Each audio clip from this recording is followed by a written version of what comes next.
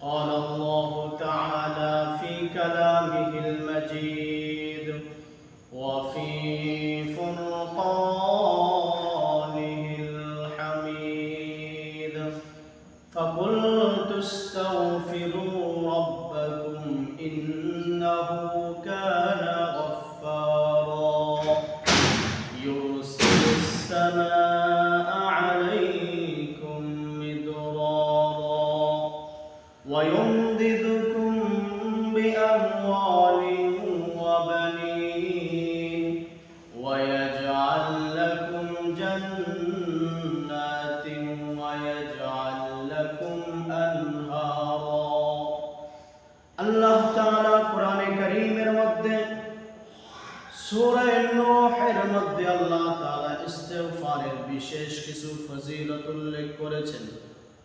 বান্দা বলতেই গুনাহ হবে, বান্দা বলতেই তার অপরাধ হতে পারে, কিন্তু এই অপরাধের ক্ষমা আল্লাহর কাছে কিভাবে চাইবে, এই অপরাধের মাপ আল্লাহর কাছে কিভাবে নিবে, আল্লাহর কাছ থেকে অপরাধের ক্ষমা কিভাবে চাইবে, এই অপরাধের ক্ষমা চাইলে, অপরাধের ক্ষমা আল্লাহর কাছে প্রার্থনা করলে কি ফজিলত পাবো, আল্লাহ তাআলা সূরা নূহের মধ্যে উল্লেখ করেছেন। বান্দা যদি আল্লাহর কাছে গুনার ক্ষমা চায়, গুনার ক্ষমা প্রার্থনা করে, আল্লাহ তাআলা বান্দাকে 5টি পুরস্কারে পুরস্কৃত করবেন। আল্লাহ 1 নম্বর পুরস্কারের কথা বলেছেন, فَقُلْتُ اسْتَغْفِرُوا رَبَّكُمْ إِنَّهُ كَانَ غَفَّارًا। ইস্তিগফারের 1 নম্বর ফজিলত হলো ইস্তিগফারের মাধ্যমে আল্লাহ তাআলা বান্দার গুনাহ মাফ করে দেন। বান্দার যে বিগত গুনাহ আছে, পূর্বের গুনাহ খাতাগুলো আল্লাহ তাআলা ইস্তিগফারের মাধ্যমে আল্লাহ মাফ করে দেন। আস্তাগফিরুল্লাহ ওয়া আতুবু ইলাইহি, আস্তাগফিরুল্লাহ এই তাসবিহ যদি বান্দা পাঠ করে, এই তাসবিহের মাধ্যমে আল্লাহ তাআলা বান্দার পূর্বের গুনাহ খাতাগুলোকে মাফ করে দেন। 2 নম্বর পুরস্কারের কথা আল্লাহ ঘোষণা করেছেন, ইউরসিলিস সামাআ আলাইকুম মিদরারা। সময় মতো আসমান থেকে আল্লাহ বৃষ্টি বর্ষণ করবেন। যখন জমিনের বৃষ্টির প্রয়োজন হবে, বান্দা যদি বেশি বেশি ইস্তিগফার পাঠ করে, বান্দা যদি আল্লাহর কাছে বেশি বেশি ক্ষমা চায়, আল্লাহ তাআলা ইস্তিগফারের বদৌলতে 2 নম্বর পুরস্কার বান্দাকে জমিনে দিবেন। আল্লাহ এই ইস্তিগফারের মাধ্যমে বান্দাকে সময় মতো বৃষ্টি দান করবেন। জমিন যখন শুকিয়ে যাবে, প্রচন্ড গরম যখন হবে, বান্দা যখন বৃষ্টির অনুভব করবে, বান্দার যখন বৃষ্টির প্রয়োজন হবে, আল্লাহ তাআলা সময় মতো আসমান থেকে বৃষ্টি বর্ষণ করবে। 3 নম্বর ফজিলতের কথা আল্লাহ তাআলা কোরআনে কারীমের মধ্যে এইভাবে উল্লেখ করেছেন, ইউরসিলিস সামাআ আলাইকুম মিদরারা ওয়া ইউমদিদুকুম বিআমওয়ালিন ওয়া বানিন। আল্লাহ তাআলা 3 নম্বর পুরস্কারের কথা বলেন, ওয়া ইউমদিদুকুম বিআমওয়ালিন ওয়া বানিন। আল্লাহ বলেন, ইস্তিগফার যদি কেউ পাঠ করে, 3 নম্বর পুরস্কার আমি তাকে দান করব, আমি তার সন্তান সন্তানাদিদের মধ্যে বরকত দান করব ইস্তিগফারের বদৌলতে। তাহলে ইস্তিগফার যদি কেউ পাঠ করে, আল্লাহ তাআলা সন্তান সন্তানাদের মধ্যে বরকত দান করবেন। শুধু তাই নয়, আল্লাহ বলেন, ইউমদিদুকুম বিআমওয়ালিন ওয়া বানিনা ওয়া ইয়াজআল লাকুম জান্নাতিন ওয়া ইয়াজআল লাকুম আনহারা। আল্লাহ তাআলা 4th নম্বর ফজিলত, 4th নম্বর পুরস্কার তাকে দান করবেন জান্নাত। ইস্তিগফারের বদৌলতে আল্লাহ বান্দাকে জান্নাত দান করবেন। ইস্তিগফারের বদৌলতে বান্দা জান্নাত পাবে, ইস্তিগফারের বদৌলতে বান্দা জান্নাতবাসী হতে পারবে। 5 নম্বর ফজিলতের কথা আল্লাহ উল্লেখ করেছেন, ওয়া ইয়াজআল লাকুম আনহারা। এমন জান্নাত বান্দাকে দান করবেন যেই জান্নাতের মধ্যে নহর থাকবে, সমুদ্র থাকবে। তাহলে ইস্তিগফার দামি একটি ইবাদত, ইস্তিগফার দামি একটি তাসবিহ, যেই তাসবিহের মাধ্যমে বান্দা দুনিয়াতে বহু পুরস্কারে পুরস্কৃত হতে পারে। এক নম্বর পুরস্কারের কথা আল্লাহ বলেছেন, গুনাহ মাফ করে দিবেন।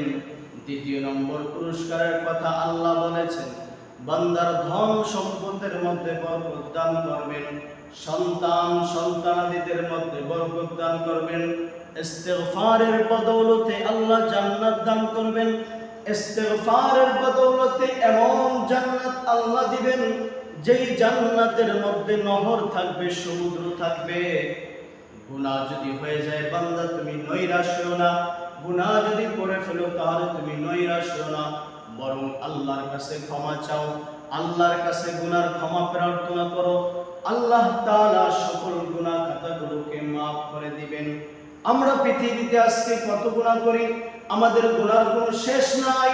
গুনার শুরু তো আছে, গুনার কোনো শেষ নাই।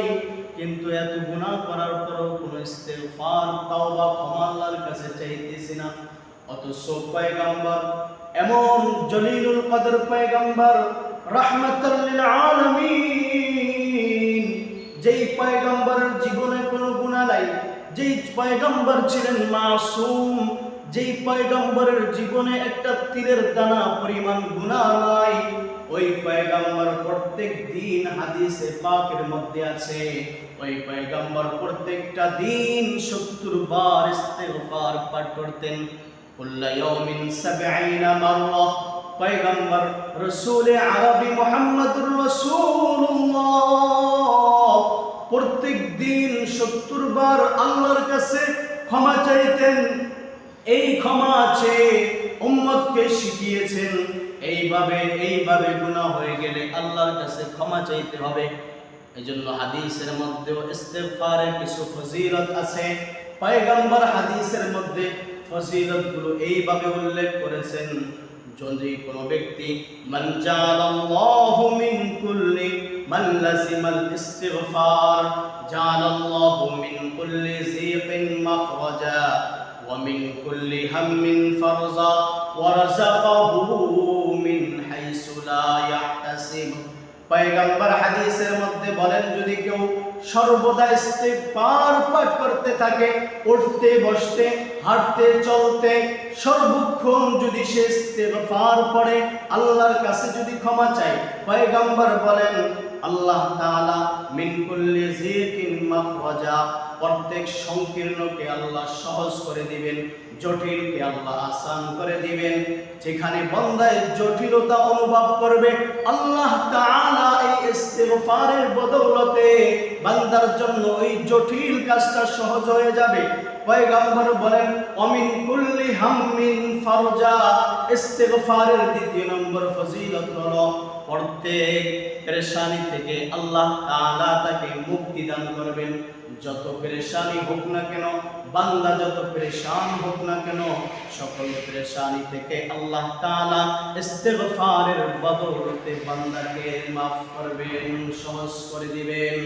তাহলে ইস্তিগফারের বহু ফজিলত। পয়গম্বর বলেন ইস্তিগফারের আরেকটি ফজিলত, আল্লাহ তাআলা ইস্তিগফারের বদৌলতে তাকে সম্মানজনক রিজিক দুনিয়াতে দান করবেন। ওয়ারাযাকাহু মিন হাইসু লা ইয়াহতাসিব। এমন রিজিক তাকে দান করবেন, এই ইস্তিগফারের বদৌলতে এমন জায়গা থেকে সে রিজিক পাবে কখনো বান্দা ধারণা করে নাই, কখনো বান্দা চিন্তাও করে নাই। এমন জায়গা থেকে আল্লাহ আমাকে রিজিক দিতে পারেন। তাহলে ইস্তিগফারের বদৌলতে বহু ফজিলত পয়গম্বর হাদিসের মধ্যে উল্লেখ করেছেন। এক নম্বর মিন কুল্লি যিকিন মাখরাজা, সকল সংকীর্ণতাকে সহজ করে দিবেন, জটিলতাকে সহজ করে দিবেন। অমিন কুল্লি হাম্মিন ফারাজা, সকল পেরেশানিকে আল্লাহ তাআলা দূর করে দিবেন।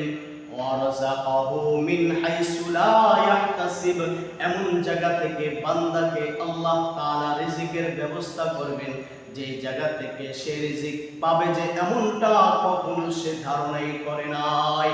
তাহলে রিজিক পাওয়ার জন্য ইস্তেগফার পাঠ করা দরকার আছে, পেরেশানি থেকে মুক্তি পাওয়ার জন্য ইস্তেগফার পাঠ করা দরকার আছে, জটিলতা থেকে মুক্তি পাওয়ার জন্য, সহজ হওয়ার জন্য ইস্তেগফার পাঠ করার দরকার আছে। আল্লাহ তাআলা আমাদের সকলকে বেশি বেশি এই ইস্তেগফার পাঠ করার